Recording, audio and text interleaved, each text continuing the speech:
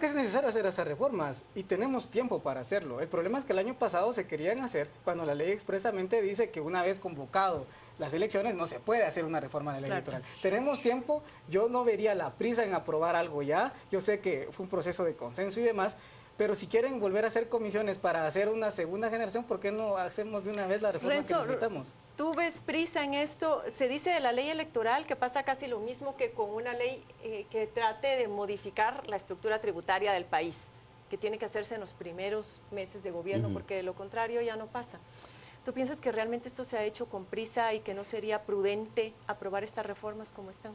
Me parece que el escenario para mí necesario, deseable, es que no se vete, el presidente deje digamos, escenario, lo deje de lado, que permita que se aprueben las reformas a la ley electoral y que a través de su bancada, si es que todavía tiene canales de comunicación, Jimmy Morales con la bancada del FCN Nación, puedan contribuir a la discusión de aquellos temas que quedaron hoy por hoy fuera de este primer paquete y se presiona al mismo Congreso para que pronto arranque esta nueva generación. ¿Ustedes conocen cómo quedó las votaciones a favor de esta ley?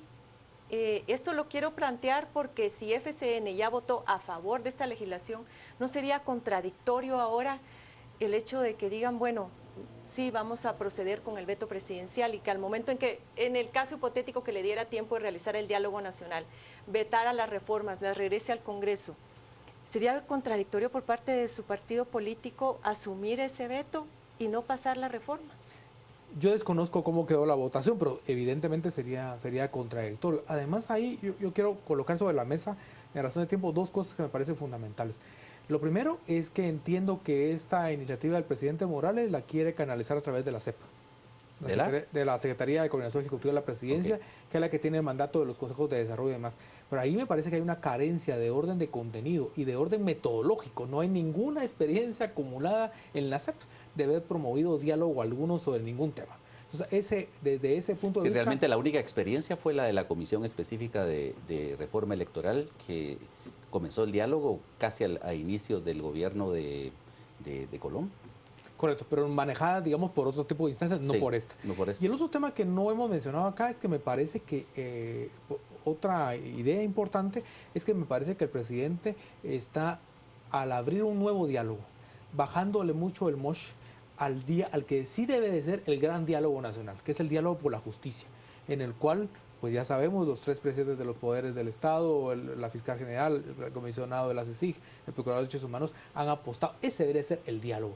De lo contrario, si hoy abrimos el tema electoral, mañana abrimos el de no sé qué, estamos debilitando, diluyendo lo que es, insisto, la gran apuesta que tiene evidentemente contenido y coherencia para hacerlo de esa forma. Yo saliendo del tema de contenido, si estamos a favor o en contra, yo en lo personal creo que sí es un error político el hacer esta convocatoria, porque me parece a mí que el presidente ya vio que en el Congreso un veto que él hizo hace unas cuantas semanas no procedió. Entonces no tiene sentido volverme a meter en un conflicto abierto con el legislativo sabiendo que tengo todas las de perder. Lo otro es, supuestamente, digamos, yo vengo y convoco a un diálogo y ¿qué sucede si nadie llega? O sea, eso lo que me demuestra es un presidente que está aislado, que está débil.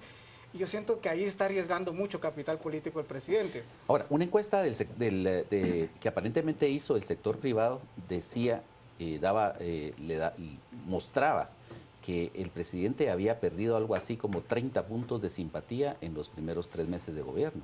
Es decir, entonces realmente, digamos, no tiene el capital político como para convocar a un diálogo que sea realmente representativo. Pues eso sería de probarlo, ¿no? A la hora que ya efectivamente se haga la convocatoria y que se pongan fechas y demás.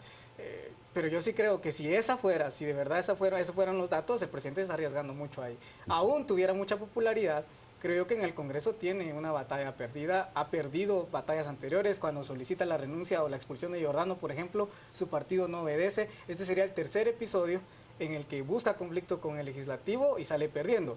Entonces, básicamente a lo que voy es, por sobrevivencia política el presidente no hubiera lanzado esta iniciativa. Por contenido, por convicción, yo creo, y yo estaría de su lado al decir que esta no es la reforma que los guatemaltecos están solicitando. ¿Será posible pensar que en determinado momento esto genere tal malestar en la ciudadanía que nuevamente podamos ver algún tipo de manifestación pública solicitando la aprobación de estas reformas, considerando también que los acuerdos en el Congreso de la República no habían sido fáciles.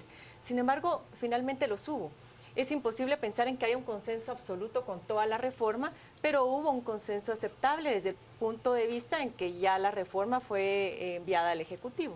Totalmente de acuerdo. Me parece que esta reforma, como tú bien indicas, se requirieron de más o menos 5 o 6 reuniones en el Pleno de ir avanzando por paquetes, digamos, por conjunto de artículos. Entonces me parece que esta iniciativa en sí misma hoy está sujeta de mucho cuestionamiento la iniciativa del presidente Morales. Entonces, como bien dice Jonathan, afecta su base de legitimidad, que ha ido a la baja y que esto podría ser todavía un golpe muy fuerte, además un harakiri porque lo está promoviendo él mismo, pero me parece que en esencia está contribuyendo con una iniciativa como desesperada y sin mayor tipo de reflexión, yendo en contra, digamos, de un avance, que si bien no es un avance de pronto súper sustantivo, digamos, sí permitiría ir en mejores condiciones, no solamente al proceso electoral, sino además permitiría poner cada vez más contra las cuerdas a los partidos. Es decir, esta reforma, recordemos, la que aprobó el Congreso, por primera vez advierte quitar el secreto bancario a los candidatos. Solo ese tema me parece a mí que es un elemento fundamental. Contribuye a transparentar de mejor forma las campañas. También regula, digamos, los techos de campaña. Solo menciono 2 o 3 temas que me parece que sí son sustantivos y fundamentales, que al vetarlos quedamos otra vez en un horizonte de absoluta impunidad. Una pregunta puntual sobre uno de los temas que se considera un avance, que es el el acceso a los medios de comunicación. Sí, ¿cómo es esa repartición de tiempos? Bueno, yo creo que eso obliga a que el tribunal cree un reglamento específico para el tema. O sea, digamos, no, en el articulado de la ley no hay una distribución específica de cuánto se le va a dar a la televisión, cuánto se le va a dar a los medios impresos, sino que eso va a quedar a voluntad del Tribunal Supremo Electoral, a criterio. Correcto. Lo que sí está claro, digamos, es que todo el tema del monopolio de medios y el gran negocio que esto ha implicado para la televisión abierta y para otros actores, eso se derriba, digamos. Ahí hay un proceso, digamos, de democratización del acceso de los partidos y los candidatos a los medios de comunicación. Y eso me parece que en términos de sociedad es un asunto histórico, positivo, que yo creería que hay que ir inclusive para más y no para retroceder. Jonathan, ¿tú querías mencionar algo? Sí, yo de hecho no sería tan optimista en que se va a derribar ese poder, digamos, de los medios. Las experiencias de otros países nos han demostrado que si bien la equidad en acceso y en espacio pues le da oportunidad a partidos pequeños, no tienden a ganar las elecciones, y lo otro es que se buscan mecanismos informales para promocionar a los candidatos que los medios quisieran apoyar. Entonces tampoco como que lo pongamos como la solución ideal, y por eso es que yo he manifestado mis reservas. Aunque aquí también se contemplaban sanciones para los medios de comunicación que, por ejemplo, dieran infomerciales, que es algo muy común. Por supuesto, y que en esta campaña recién pasada quedó clarísimo que esa franja de los infomerciales es digamos, una práctica totalmente oscura de los propios medios. Pues les agradecemos mucho su participación y vamos a la revisión de redes sociales. Rocío, tienes la palabra. Gracias, Gustavo. Buenas noches. Hablamos en este momento sobre el diálogo nacional por las reformas electorales. Ya usted pudo escuchar la conversación de este primer bloque. Esperamos sus comentarios a través de nuestras redes sociales. Vamos a comenzar con Silvio Gramajo. Si el presidente se va contra la ola de las reformas, ¿lo puede arrastrar el alfaque? En la discusión siempre habrá expertos, aunque se convoque a un diálogo forzado fuera de lugar. Raúl nos dice, coludido el ámbito político para simular cambios, la verdadera reforma dependerá enteramente de acontecimientos judiciales. Me parece muy acertado el análisis de Jonathan Lemus. No hay verdadera reforma, eso nos dice Yesenia Montenegro. Y por último, Edgar Hernández, lo que creemos ahora, 10 años después, a saber, pero ese es el camino. Recuerde que en Facebook y en Twitter nos encuentra como Canal Antigua. Vamos a la pausa comercial y volvemos con más para ustedes.